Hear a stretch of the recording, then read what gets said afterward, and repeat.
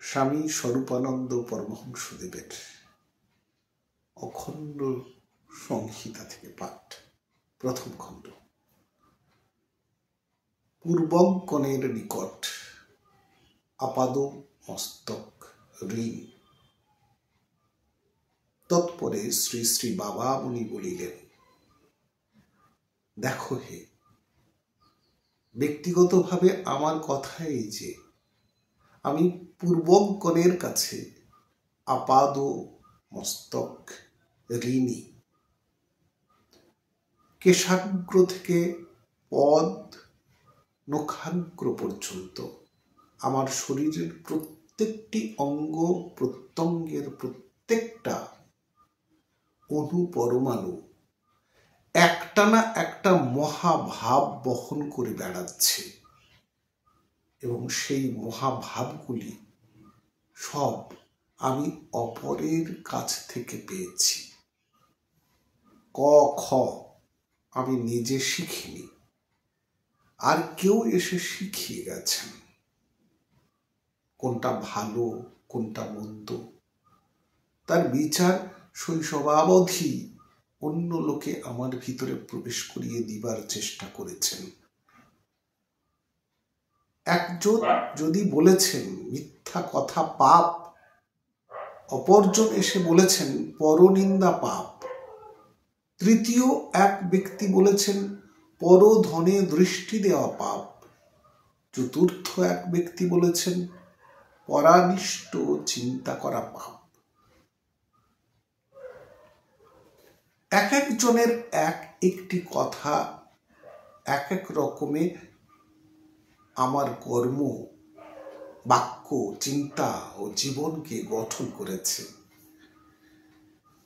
এখন বলো, আমি এদের কারি বা প্রতিধ্বনি বটে, আর কারি বা প্রতিধ্বনি নই।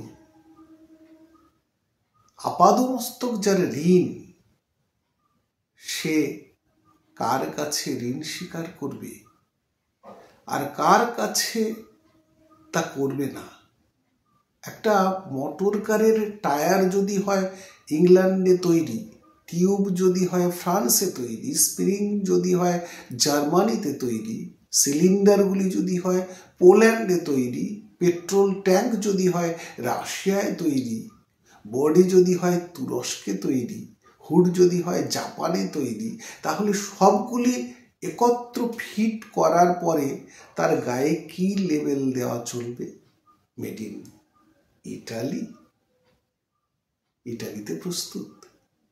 যাদের বই পড়ি নাই তাদের কাছেও আমি ঋণী, কারণ তাদের বই যারা পড়েছেন, এখন এমন লোকদের কাছে সৎ কথা আমি শুনেছি।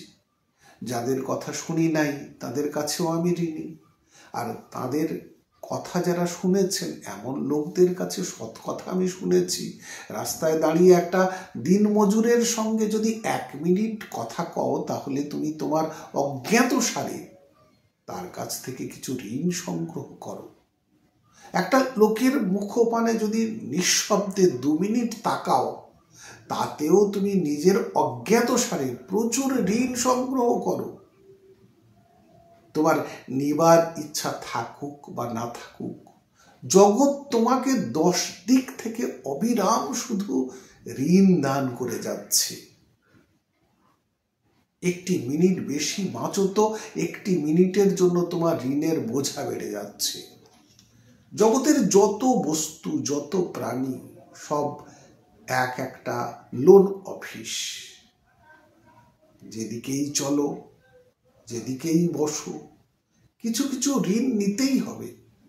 যতবার নিঃশ্বাস টানছো ততবার ঋণ গ্রহণ করছো। সুতরাং যত মহৎ ব্যক্তি তোমার আগে গিয়েছেন বা এসেছেন, সকলেরই তুমি প্রতিধ্বনি। এ কথায় রুষ্টিরও কিছু নেই, তুষ্টিরও কিছু নেই। পরবর্তী অংশে আরেকটি শিরোনাম, জগতের সেবার মধ্য দিয়া ঋণ পরিশোধ। শ্রী শ্রী বাবা মুনি বলিতে লাগিলেন, আমরা যে কত ঋণী আছি সে কথা স্মরণ রাখি না বলেই তো জগৎকে কে কত দান করেছি তার গৌরব করে বেড়াই। জগৎ আমাকে নিজের ভান্ডার থেকে সম্পদ প্রদান করে কোটিপতি করেছে, আমি তাকে বিনিময়ে অশ্রদ্ধার দুই একটি কানাকড়ি দিয়েই হয়তো মনে করছি যে আমার মতো দাতা আর কে আছে। নববর্ষের বাণী সংগ্রহ করতে এসেছ তো? তবে শোনো, নিখিল জগতের কাছে তুমি আকণ্ঠ ঋণে মগ্ন। জগতের সেবার ভিতর দিয়ে এই ঋণ তোমাকে পরিশোধ করতে হবে। অকপট নিরহংকার মনে, সরল নিরভিমান প্রাণে জগৎকে তোমার সমগ্র শক্তি, সামর্থ্য, বুদ্ধি, প্রতিভা দিয়ে পরিচর্যা করতে হবে। জগৎকে সেবা দিয়ে জগতের কোনো উপকার যে তুমি করছো না, তোমার নিজেরই যে উপকার করছো, নিজেকেই যে ঋণ মুক্ত করবার প্রয়াস পাচ্ছ, এই কথা স্মরণে রেখে জগৎকে সেবা দিতে হবে।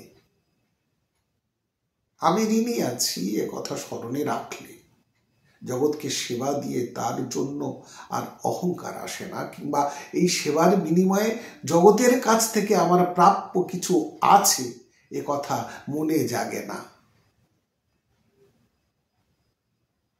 তোর কি মনে থাকে না? জগৎ মাঝে সবার কাছে আছে রে কত দেনা, প্রতি বিন্দু রক্ত রে তোর, দিলেও ঋণের নাহিক ওর, লক্ষ জনম দিলেও ঢেলে এ দেনা শোধ হবে না। জন্ম জন্ম আসতে হবে এই অনিত্য মিথ্যা ভবে, বিশ্বজনার সেবার তরে হয়ে যে আছিস কেনা। ধন্যবাদ। পাঠ করলাম অখণ্ড সংহিতা, আকর গ্রন্থ, নিজেকে উদ্বোধিত করার গ্রন্থ। অখণ্ড সংহিতা প্রথম খণ্ড থেকে আজ দ্বিতীয় পাঠ। হরি ওম।